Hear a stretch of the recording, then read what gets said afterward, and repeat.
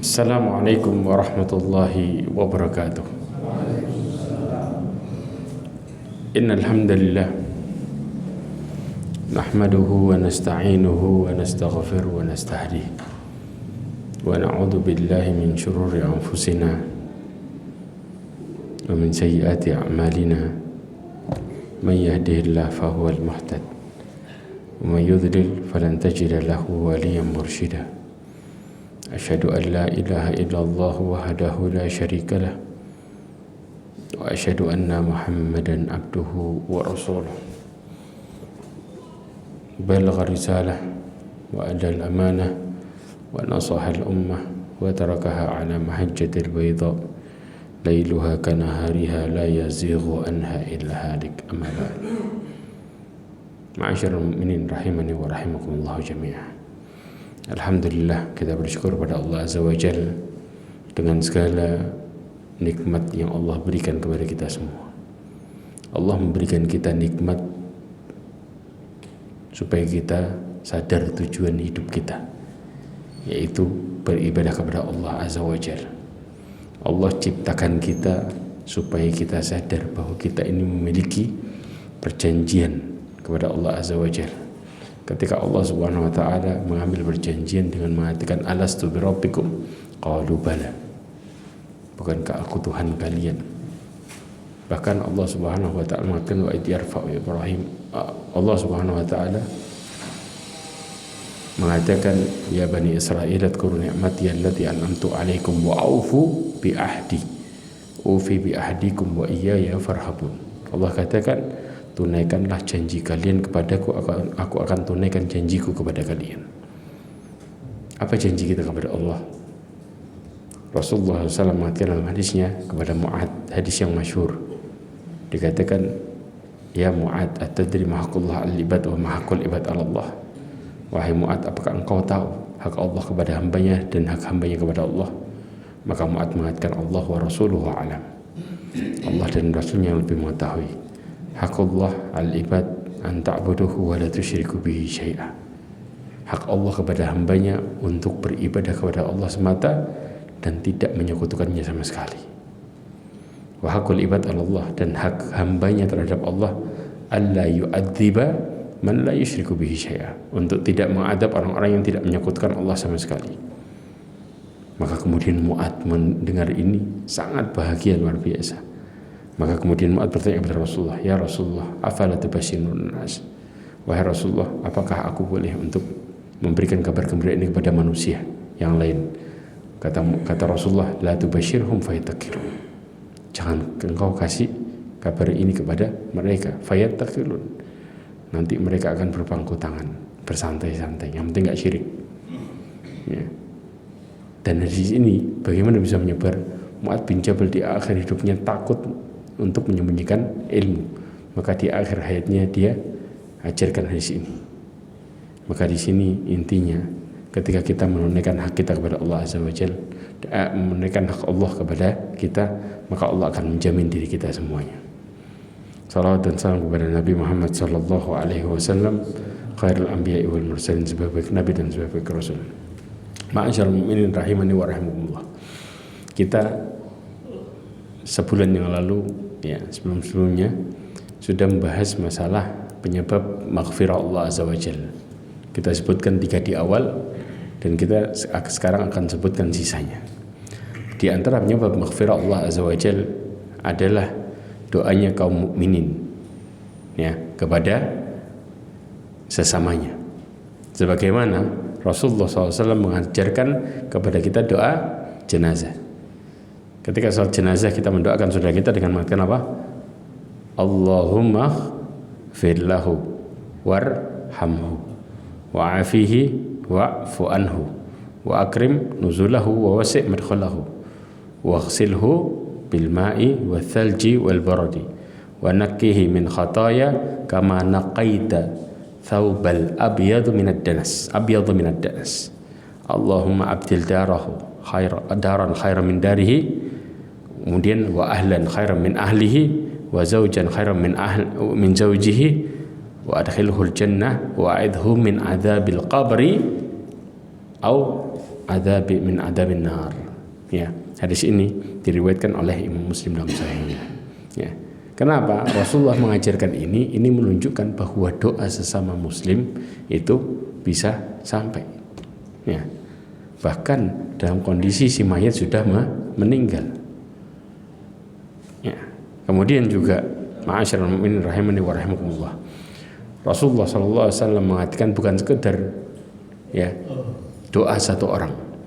Disebutkan dalam hadis Nabi SAW yang diriwayatkan Imam Ahmad bin Hanbal dalam musnadnya, dikatakan ma min mayyit yusalli alaihi ummatun minan nas minal muslimin yablughuna ayyakuna mi'ah. Ya, nanti ada dua jumlah disebutkan. Dan tidaklah seorang mayit ya disolatkan atasnya umat dari manusia dari kalangan kaum muslimin.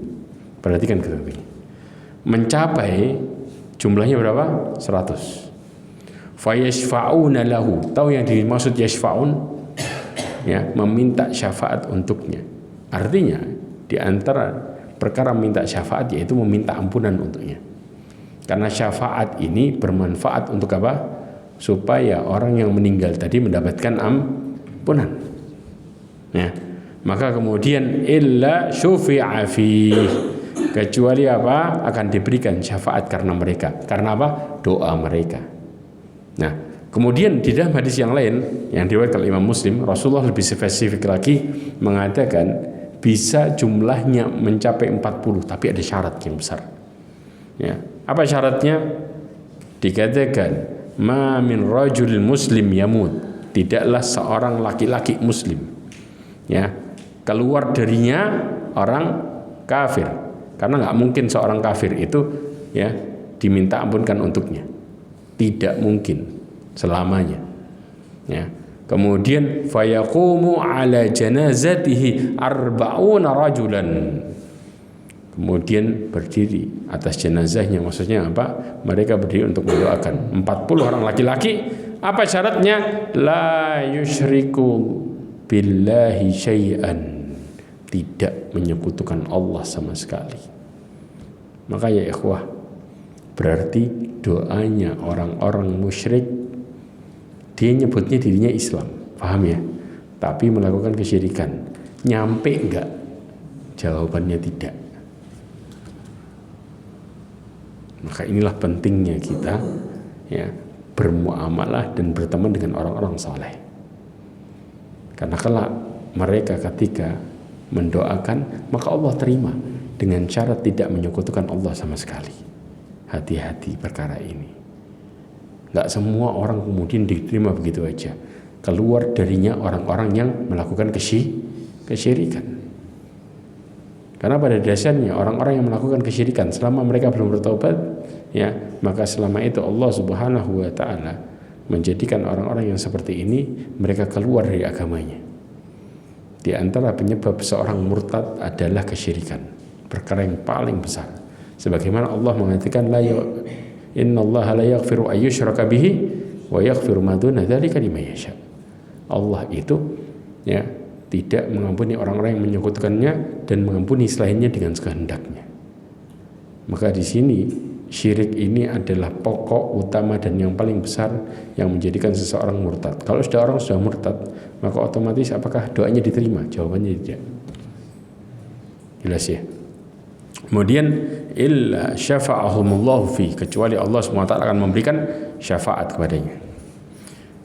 Kemudian di antara ya doa yang sampai kepada si mayit sama muslim adalah anak. Perhatikan baik-baik perkara ini.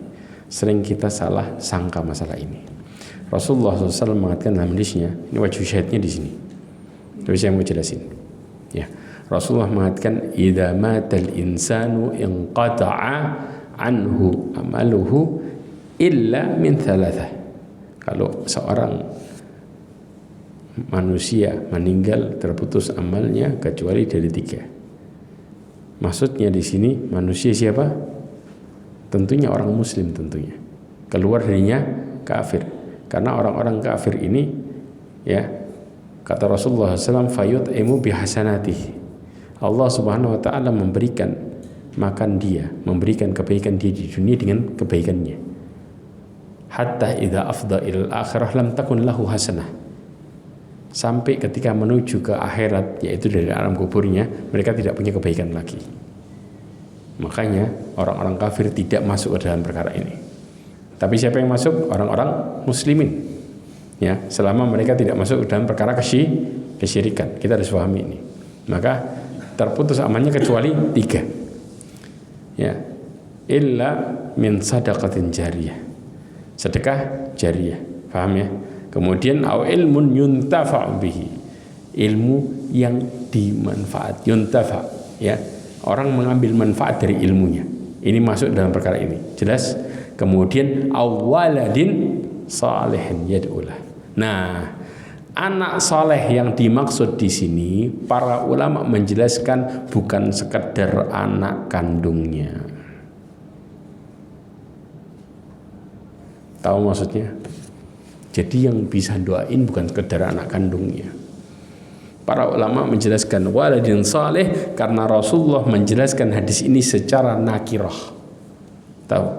Kalau ketika Rasulullah menyampaikan secara nakirah, dalam bahasa Arab nakirah itu artinya lebih umum lagi. Ketika kalau pakai alif lam di sininya, maka jadi makrifah, anak yang khusus. Paham? Jadi semua anak yang dia didik, siapapun anak itu, ketika mendoakan dia, maka dia mendapatkan kebaikan dari doa anak tersebut. Faham di sini, ikhwah? Makanya subhanallah, kita kadang-kadang berpikirnya apa? Dipersempit dengan mengatakan walidin saleh berarti anak saya tok. Kita punya anak angkat, anak didik, semua anak yang kemudian mendoakan kita masuk ke dalam perkara ini. Ini dia. Bahkan ma'asyarul mu'minin rahimani wa rahimakumullah. Perhatikan tentang permasalahan anak.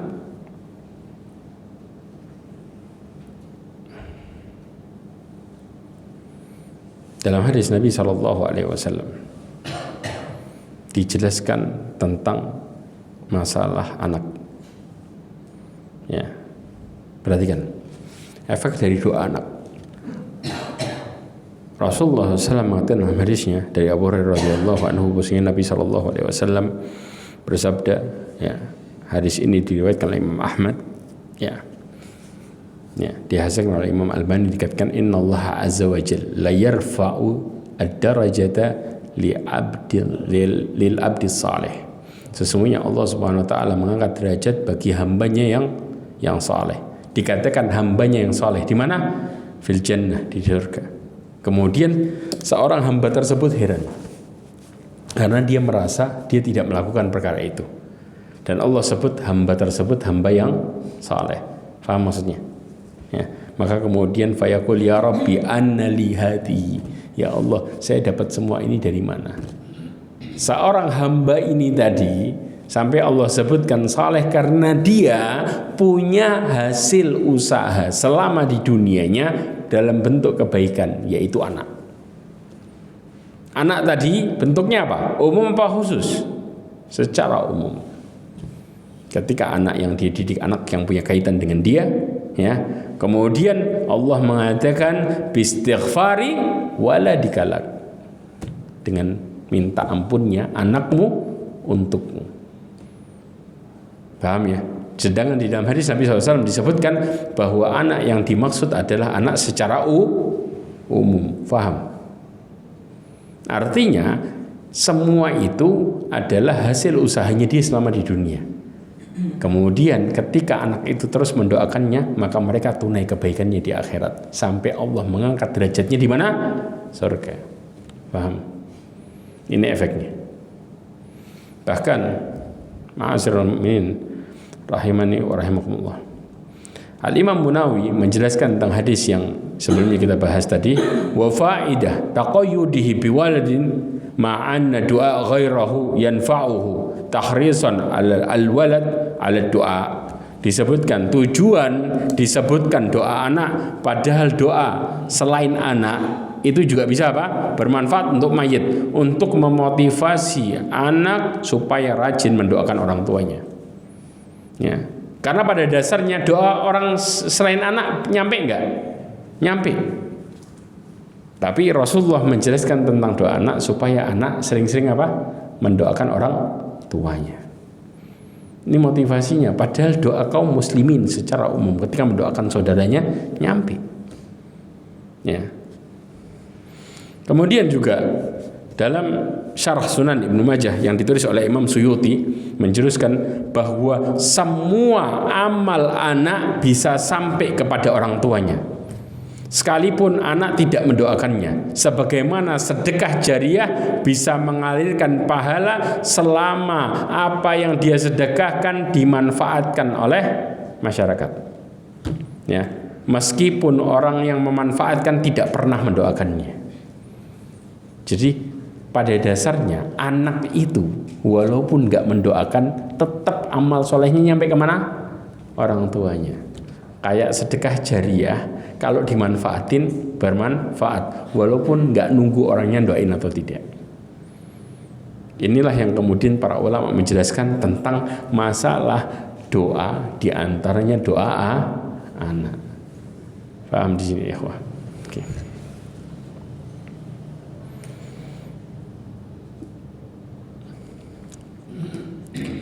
Kemudian nih, kenapa disebut anak hasil usaha? Ini dalilnya. Rasulullah SAW mengatakan dalam hadisnya, kata Rasulullah SAW, in atyaba ma akal rajul min kasbihi. Sesungguhnya sebaik-baik apa yang dimakan oleh seseorang dari hasil usahanya dia. Kemudian wa inna waladahu min kasbihi. Dan sesungguhnya ya anaknya dia adalah hasil usahanya dia. Artinya ketika seseorang orang tua mendidik anak tadi, ya, maka dia akan menuai pahalanya dari hasil didiknya. Tapi sebaliknya, hati-hati ya ikhwah, hati-hati. Ya, bagaimana kalau orang tua membiarkan anak tadi dalam posisi ya melakukan kemaksiatan dan jauh dari Allah? Orang tua membiarkan. Kita harus paham ini. Allah Subhanahu wa taala mengatakan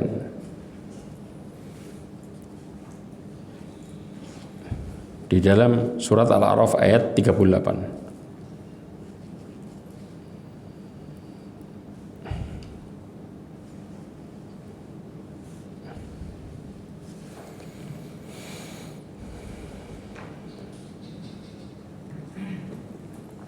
Allah Subhanahu wa taala firman, ya, ini efek ketika seseorang membiarkan keluarganya melakukan kesalahan.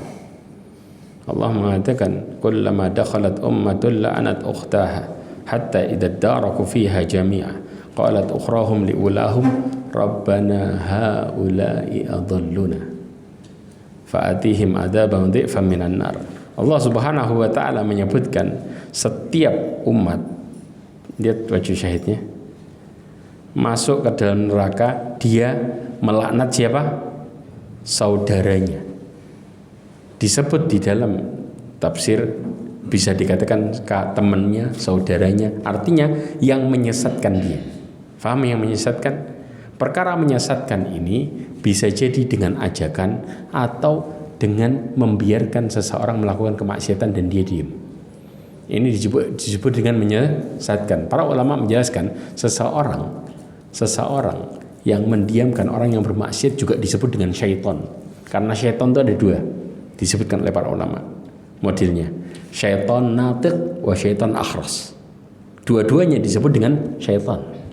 Ya, syaitan natiq itu setan yang berbicara. Orang ngajak keburukan itu disebut dengan syaitan berbicara. Jelas? Nah, kemudian ketika ada kemaksiatan di depannya, kemudian dia diam, maka dia juga disebut dengan syaitan. Tapi disebutnya dengan kata-kata syaitan akhras, setan bisu. Ini juga disebut dengan apa? Dengan keburukan. Karena pada dasarnya seseorang yang mendiamkan maksiat itu seperti pelakunya. Karena dia mendiamkan di sini. Karena pada dasarnya seseorang diperintahkan untuk amar ma'ruf nahi mungkar. Tapi kalau tidak mencapai titik ini maka dia kena dosa. Nah, ini efeknya. Ya, maka mereka pada dasarnya yang ngajak dan yang diem disebut menyesatkan. Kelak keluarganya akan dilaknat. Bagaimana cara melaknatnya? Nah, hatta idza daraku fiha jami'a, sampai ketika mereka semua masuk ke dalam neraka. Qalat ukhrahum liulahum, yang masuk terakhir akan mengatakan kepada yang masuk pertama dengan mengatakan rabbana haula'i adalluna. Ya, mereka mengatakan ya Allah, merekalah yang menyesatkan kami. Fa'atihim adaban dhi'fam minan nar. Ini harapan orang yang tadi keluarganya yang didiemin maksiat atau diajak, yaitu kasih mereka adab berlipat ganda dari neraka. Faham? Ini efeknya. Na'udzubillah min dzalik.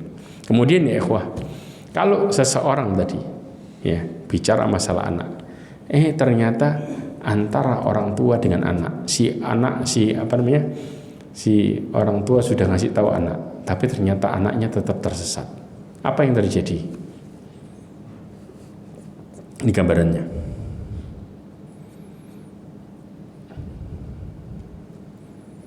Allah Subhanahu wa taala mengatakan, mereka akan apa? Yang satu di neraka, yang satu di surga. Terjadi enggak? Banyak. Beda agama, atau yang satu musyrik, yang satu beriman. Yang beriman dengan syarat mengajak kepada yang musyrik atau yang tersesat tadi. Jelas? Kalau enggak dihiraukan, maka ini kondisinya. Allah SWT mengatakan wanada ashabun nari ashabal jannati an afidu alaina minal ma'a mimma razaqakumullah qalu innallaha harramahuma 'alal kafirin. Perhatikan baik-baik penjelasannya di tafsirnya. Allah mengatakan penduduk neraka akan memanggil penduduk surga. Siapa yang dipanggil kira-kira? Apa semua penduduk surga? Enggak. Siapa?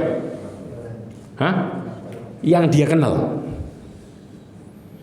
Al-Imam Ats-Tsauri ya menjelaskan mereka memanggil ayahnya atau saudaranya. Ya. Apa yang mereka minta? Sesungguhnya mereka mengatakan sesungguhnya aku sedang terbakar. Karena diadab di neraka. Ya. An afidu alaina minal ma'. Makanya mereka minta apa? Air. Berikan kepadaku sedikit air. Yang dia panggil, yang dia kenal. Dari mulai bapak, anak, atau siapapun yang dikenal. Ya. Kemudian maka penduduk surga semua mengatakan qalu innallaha harramahuma 'alal kafirin. Sesungguhnya Allah mengharamkan keduanya atas orang kafir. Ini nasib dan ini yang terjadi ketika seseorang kemudian jauh ya dari kata-kata beriman bersama-sama.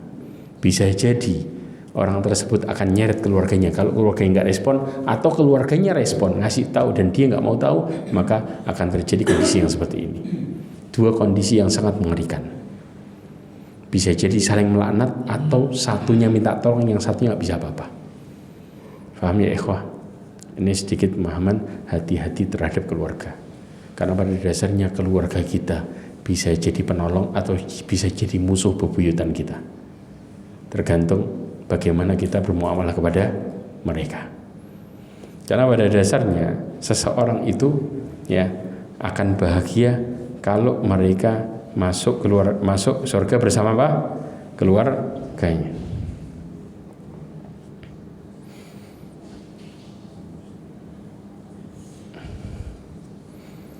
Ma'asyiral mu'minin rahimani wa rahimakumullah jami'an.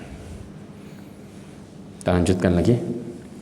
Yang berikutnya, orang-orang yang beramal soleh untuknya setelah dia meninggal. Tahu maksudnya? Beramal soleh untuknya setelah meninggal. Siapa yang beramal soleh untuknya? Bukan sekedar anak. Nah, fahami baik-baik. Al-Imam Syafi'i mengatakan di dalam kitabnya Al-Hum yalhaqul mayyit min fi'l ghairihi amalihi thalath. Hajj yuaddi anhu mal yatasaddaq bihi an au yaqdi wa du'a. Dikatakan mayit itu ya mereka akan diikutkan pahalanya dari perbuatan orang lain terhadap 3 hal. Masing-masing punya dalil perkara ini. Yang pertama adalah haji yang ditunaikan untuk mayit. Siapa yang menunaikan ini? Tidak harus siapa? Tidak harus keluarganya. Tidak harus. Sebagaimana Rasulullah SAW pernah menemui seseorang, tetapi dalilnya secara umum adalah keluarga. Itu lebih utama, kata para ulama. Tapi orang lain bisa nggak? Bisa. Ya, pernah Rasulullah SAW menemui melihat seorang sedang berniat dengan mengatakan labbaik Allahumma an syuburma. Labbaik Allahumma hajjan an syuburma. Aku berniat haji untuk syuburma. Kemudian Rasulullah bertanya, siapa syuburma? Saudaraku. Apakah engkau sudah berhaji? Belum. Berhajilah untukmu dulu, baru untuk syuburma. Dalil ini menunjukkan bahwa ketika seseorang melakukan badal haji, umrohnya gimana? Dikiaskan ke haji. Karena umroh itu tabak, ya, mengikuti. Jadi satu paket dengan haji, ya. Makanya kemudian, ya, disebutkan di sini ketika seseorang berniat haji untuk mayit, maka akan sampai pahalanya kepada siapa? Si mayit tadi. Satu. Yang kedua adalah harta yang disedekahkan atas namanya atau yang dibayarkan untuknya. Faham di sini? Makanya di antara solusi ketika kita, ya, punya utang dan orangnya nggak ada, orangnya kemudian kita nggak bisa melacak, bagaimana solusinya? Mensedekahkan atas nama orang tersebut. Karena pada dasarnya ketika seseorang bersedekah atas nama si mayit, ya, maka perkara ini kan sampai. Apa dalilnya?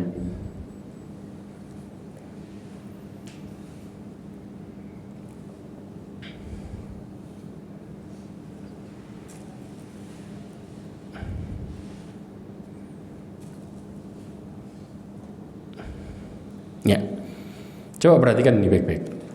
Rasulullah SAW pernah ditanya oleh Sa'ad ibn Ubadah. Lihat hadisnya. Ya, dikatakan tuwfiyat ummuhu wa huwa ghaibun anha. Ibunya meninggal sedangkan dia nggak ada. Paham? Maka kemudian setelah itu faqala ya Rasulullah, inna ummi tuwfiyat wa ana ghaibun anha. Sesungguhnya ibuku meninggal dan saya nggak ada. Maka kemudian ayan fa'uha syai'un in tasaddaqtu bihi anha. Apakah bermanfaat sesuatu kalau aku bersedekah atas namanya? Maka Rasulullah mengatakan na'am, iya. Kata Rasulullah apa? Iya. Maka kemudian dikatakan fa inni ushiduka anna haiti al-mikhraf sadaqatun alaih. Dikatakan aku bersaksi, ya, padamu bahwa kebun yang siap berbuah ini aku sedekahkan atas nama ibuku. Ini secara jelas, ya ikhwah. Maka di sini sedekah seseorang bagi orang lain, terutama yang diutamakan siapa? Saudaranya yang punya kaitan dengan dia, maka akan sampai kepadanya. Dalilnya apa? Dalil inilah yang terjadi. Dan banyak dalil yang lainnya. Sebagaimana seorang anak mengatakan bahwa ibuku, ya, bernadar untuk berhaji. Apakah aku berhaji untuknya? Maka Rasulullah katakan huji anha. Maka berhajilah untuknya. Dengan dalil-dalil yang lain. Ini menunjukkan bahwa ketika seseorang, ya, ingin melakukan kebaikan atas nama si mayit, sampai enggak? Sampai. Jelas ya? Oke. Ma'asyarul mu'minin rahimani wa rahimakumullah. Kemudian yang ketiga adalah doa. Doa tadi kita sudah sebutkan, ya. Kemudian bagaimana dengan dalil ini?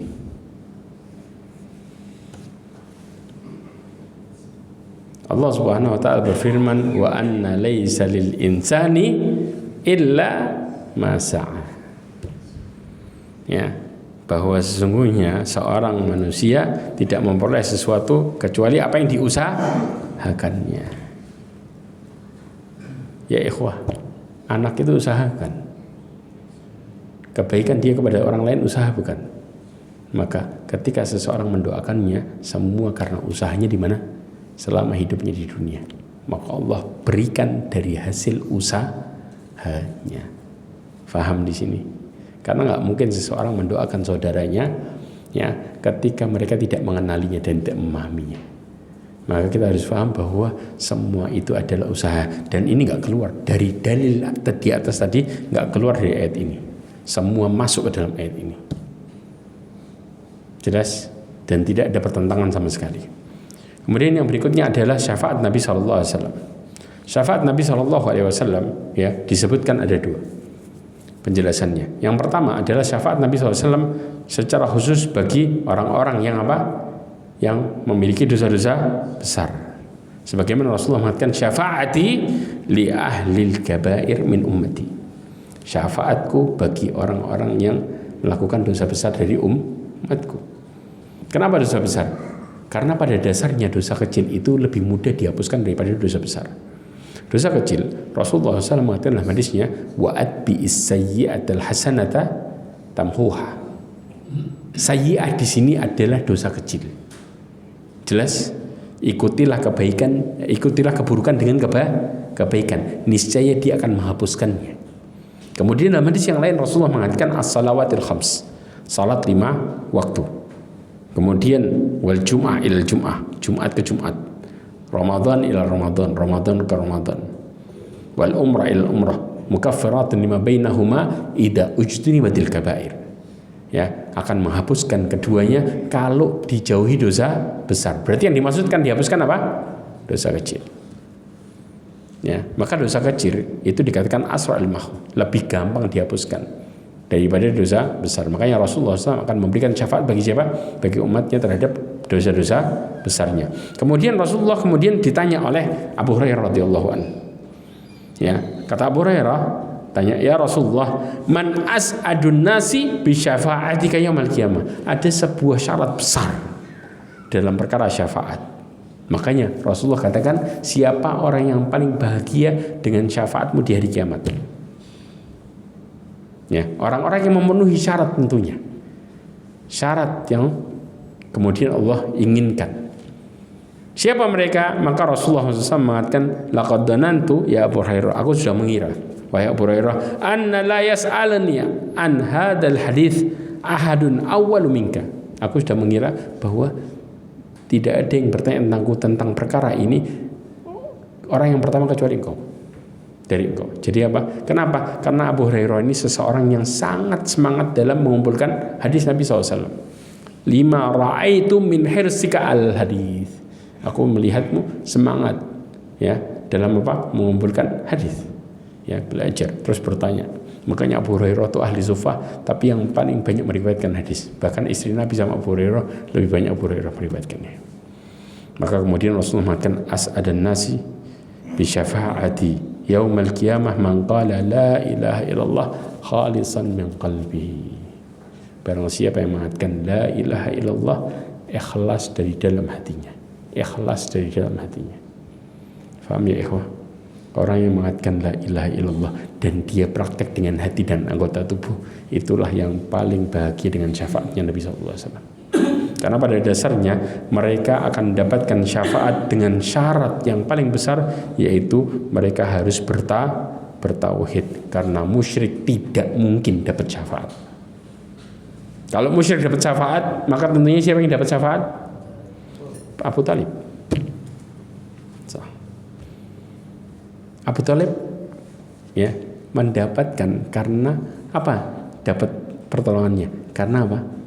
Membela Nabi SAW dengan diberikan adab yang paling ringan, yaitu apa? Memakai 2 terompah dari neraka dan kepalanya mendidih. Itu yang paling ringan. Dia mengira dia adabnya yang paling keras, padahal itu paling ringan, ya. Kemudian Rasulullah SAW mengatakan tentang masalah syafaat. Kata Rasulullah, likullin nabi da'watun mustajabah. Setiap nabi itu punya apa? Doa yang mustajab. Jelas ya? Fata'ajjala kullun nabi da'watah. Setiap nabi itu ta'ajjal. Apa yang ta'ajjal di sini? Menyegerakan. Bersegera terhadap memanfaatkan doanya. Faham ya? Ketika umatnya para nabi itu membangkang, maka dia berdoa kepada Allah Azza wa Jalla. Ini yang terjadi. Wa inni ijtaba'tu da'wati syafa'atan li ummati yaumal qiyamah. Kemudian sedangkan aku ijtaba'tu apa? Menyembunyikan doaku untuk umatku. Kapan dipakainya? Syafaat bagi umatku di hari kiamat. Jadi Rasulullah ini nahan doanya. Kapan dipakai? Dia minta sama Allah nanti buat umatnya secara khusus di hari kiamat. Fahiyana ilatun insyaallah man mata min ummati la yusyriku billahi syai'a. Siapa yang dapat? Mereka akan mendapatkan dari kalangan umatku yang mati tidak menyekutukan Allah sama sekali. Syarat mutlak syafaat. Tauhid. Selesai. Jadi ketika seseorang pegang dosa syirik, selesai di sini. Nggak akan pernah bicara masalah syafaat. Walaupun dia disolati sekalipun, nggak ngefek. Paham di sini? Makanya hati-hati ya ikhwah. Lalu bagaimana dengan selanjutnya? Yang ketujuh adalah masaib, musibah yang menggugurkan dosa.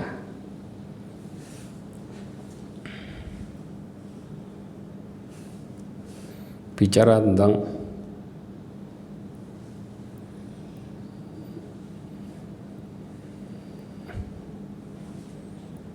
musibah.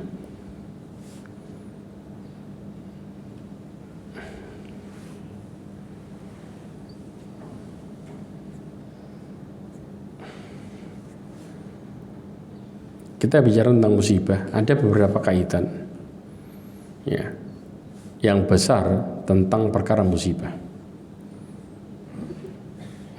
Coba perhatikan. Nabi SAW ya, bersabda di dalam hadisnya, dikatakan yang diriwayatkan Imam Bukhari, ma yusibul muslim, dan tidaklah seseorang muslim mengenai min nasab. Tahu nasab? Wala wasabin, wala hammin, wala huznin, wala ada, wala ghammin. Nasab ini kalau kita bilang apa? Penyakit. Ini nasab. Ya, wasab ini capek. Ya. Kemudian apa? Ham. Ham itu apa? Ham sama huzan lain. Huzan itu sedih. Ham itu kayak model sedih, tapi kadang-kadang lebih berat, yaitu rasa khawatir, takut. Ya, rasa kekhawatiran disebut dengan ham. Kalau huzn, kesedihan. Ada sesuatu yang menyakitinya. Ya, luka dan lain sebagainya, itu disebut dengan apa? Ada. Ya. Kemudian juga ghammin. Ya. Ghammin ini adalah kesusahan atau permasalahan. Ya, ini gham. Hatta syaukatin. Sampai kemudian Rasulullah memberikan contoh musibah yang paling kecil. Sampai syaukah. Syaukah ini duri. Yushakuha, menusuknya. Paham ya? Duri nusuk itu kalau kita bilang celakit. Ya, rasanya kecil. Ya, orang kadang-kadang kena duri nggak panik. Paham ya? Tapi itu penghapusan dosa. Illa kafarallahu biha min khatayah, kecuali Allah akan menghapuskan dosanya. Sekarang ya ikhwah, rentetan musibah ini bagaimana tergantungnya. Nah, fahami baik-baik masalah musibah. Bentar.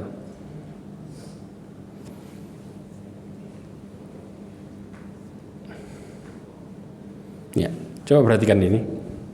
Ketika kita bicara masalah musibah, Rasulullah SAW pernah ditanya oleh seorang sahabat.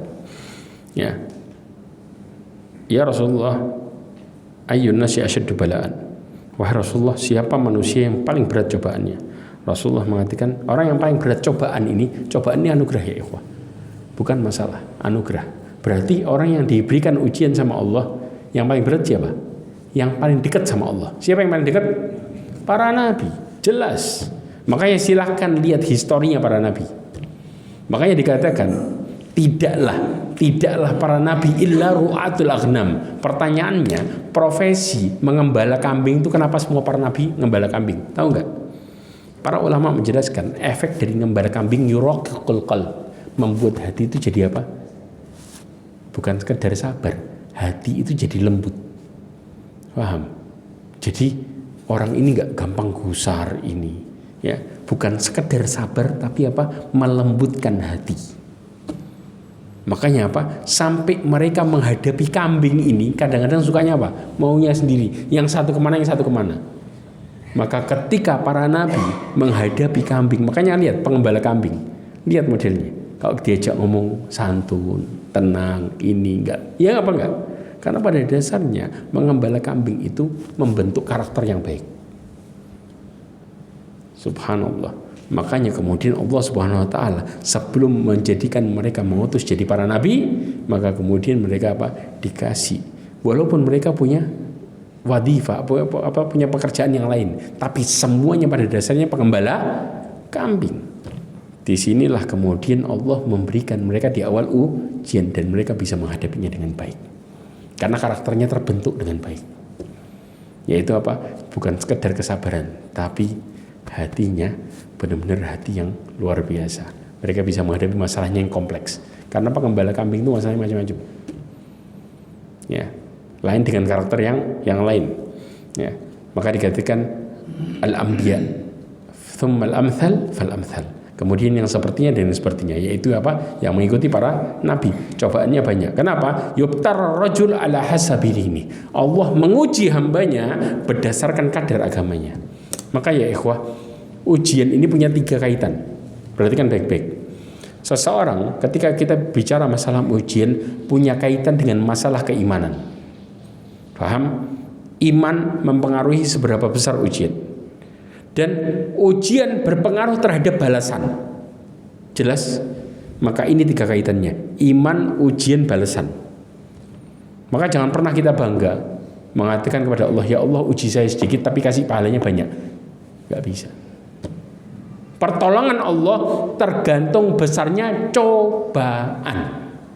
Makanya Rasulullah mengatakan dalam hadisnya, yubtalar rajul ala hasabi dini. Allah menguji hambanya berdasarkan kadar agamanya. Yang dimaksud apa? Keimanannya. Paham di titik ini? Kemudian fa in kana dinuhu salban, tahu salib. Ya, kalau agamanya kuat, tebal, imannya kuat, maka istadda balauhu, maka kemudian ujiannya juga semakin kuat. Pertanyaannya, apakah mereka menghadapi ujian yang kuat tadi dengan gampangnya? Allah ngasih solusi bersamaan dengan ujian. Kira-kira apa? Apa solusinya? Ada yang tahu? Solusinya adalah Allah Subhanahu wa taala sebutkan nih solusinya. Tenang. Solusinya tenang. Allah Subhanahu wa taala sebutkan dalam surat Al-Fatah ayat 4. Allah mengatakan huwallazi anzala sakinata fi qulubil mu'minin. Dialah yang menurunkan ketenangan di hati orang-orang mukmin. Syaratnya apa? Mukmin. Supaya apa? Liyazdadu imanan ma'a imanihim. Supaya keimanannya semakin bertambah. Syekh Abdurrahman Ibn Nasir As-Sa'di mengatakan, ya, ketenangan dan keteguhan ya dalam kondisi terhimpit cobaan dan kesulitan yang pada umumnya apa? Menggoyahkan hati, mengganggu pikiran, melemahkan jiwa. Ini efek dari cobaan. Kalau Allah nggak kasih tenang, jelas. Tetapi ketika Allah SWT meneguhkan dan menguatkan hati mereka supaya mereka senantiasa dalam kondisi tenang dan hatinya teguh dan mampu, intinya adalah mampu menunaikan perintah Allah dalam kondisi sesulit apapun. Inilah rahasia mereka yang disebut dengan apa? Imannya tebal, faham? Jadi ketika dapat cobaan, Allah kasih bersamanya apa? Tenang. Ya. Jadi apa? Walaupun kena musibah tetap bisa istiqomah. Lain sama yang mereka apa? Ngadepin musibah dengan caranya sendiri. Kena musibah sedikit sudah paniknya luar biasa. Dengan mengatakan kenapa Allah uji saya gini padahal saya sudah gini dan gitu. Jelas. Kalau kita kupas waktunya nggak cukup. Tapi yang secara jelas garis besarnya seperti itu. Kemudian Rasulullah SAW mengatakan dalam hadisnya hubungan antara musibah dengan pahala bagaimana? Rasulullah mengatakan dalam hadis Imam Tirmidzi disebutkan inna idhamil jaza ma'a idhamil bala. Sesungguhnya besarnya pahala tergantung besarnya cobaan. Paham di titik ini? Jadi kalau kita bicara masalah pertolongan Allah besar, maka tentunya kita bicara masalah keimanan yang tebal. Maka nanti akan datang cobaan yang besar supaya Allah memberikan kita solusi yang besar juga. Jelas ya ikhwah? Oke. Ma'asyiral mu'minin rahimani wa rahimakumullah. Lalu bagaimana dengan contoh cobaannya para nabi? Berarti kan dalam hadis Abi Sa'id Al-Khudri, Abi Sa'id Al-Khudri radhiyallahu an menemui Nabi ketika sakit ini di akhir hidupnya. Bahkan dikatakan sekitar semingguan ketika Rasulullah sebelum meninggal. Ya, kisah ini adalah kisah akhir-akhir hidup Rasulullah SAW, hitungan hari. Ya, maka kemudian Abi Sa'id Al-Khudri dikatakan dakhaltu ala Nabi SAW, ya, wa huwa yu'aq, tahu yu'aq? Yu'aq itu merasakan sakit. Ya, kemudian apa? Fa wada'tu yadi alaihi fa wajadtu harrahu, ya, baina yaday fawqa lihaf. Ya ikhwah, Rasulullah itu sampai dikatakan oleh seorang sahabat mengatakan, wahai Rasulullah, sesungguhnya apa? Rasulullah menjelaskan sakitnya para nabi itu 2 kalinya kalian. Jadi 2 laki-laki digabung itu sakitnya para nabi. 2 laki-laki sakit 2 kali lipatnya. Sampai dikatakan oleh Abi Sa'id Al-Khudri, aku meletakkan tanganku di atas selimutnya Nabi SAW. Paham ya? Di atas selimutnya. Kemudian aku mendapati panasnya di atas selimutnya. Lah kebayang ke badannya gimana? Kalau pegang badannya langsung, selimutnya aja panas. Ya, maka kemudian setelah itu Abi Sa'id Al-Khudri mengatakan dengan kagetnya, ya Rasulullah, ma asyaddaha alik. Wahai Rasulullah, betapa beratnya atasmu cobaan ini. Maka Rasulullah mengatakan, inna kadzalika yudha'af lanal bala wa yudha'af lanal ajr. Rasulullah mengatakan, beginilah kami, dilipat gandakan bagi kami ujian dan dilipat gandakan bagi kami pahala. Jelas ya ikhwah? Itu yang membuat seseorang rontok dosanya. Makanya para nabi semakin Allah sayang, semakin cobaannya semakin besar. Tapi pertanyaannya, kenapa Rasulullah tenang, santai? Karena Allah kasih ketenangan. Fahami ini baik-baik. Karena ketenangan Allah berikan hanya bagi orang mukmin. Sebagaimana Allah katakan, huwallazi anzala sakinata fi qulubil mu'minin. Maka berharaplah kepada Allah ketenangan dan kesabaran, karena itu adalah solusi dalam musibah. Dan kenapa harus dengan musibah? Rasulullah SAW mengatakan dalam hadisnya yang diriwayatkan oleh Al-Imam Muslim, dikatakan mami muslim yusibul ada min maradihi fama siwahu illa hatta Allahu bihi sayyi'ati. Ya, tidaklah seorang muslim itu tertimpa cobaan, ya, berupa sakit ataupun selainnya, melainkan Allah akan menghapuskan apa? Dosa-dosanya. Jelas? Diriwayat yang Muslim juga lafadz yang lain, mayusibul muslim mukmin min syaukatin fama fawqaha. Tidaklah seorang mukmin ditimpa duri atau lebih dari itu, ya. Apa yang lebih dari itu? Illa rafa'ahullahu bihad darajat aw khatta anhu bihas khati'ah. Dikatakan kecuali Allah mengangkat derajatnya atau menghapuskan dosanya.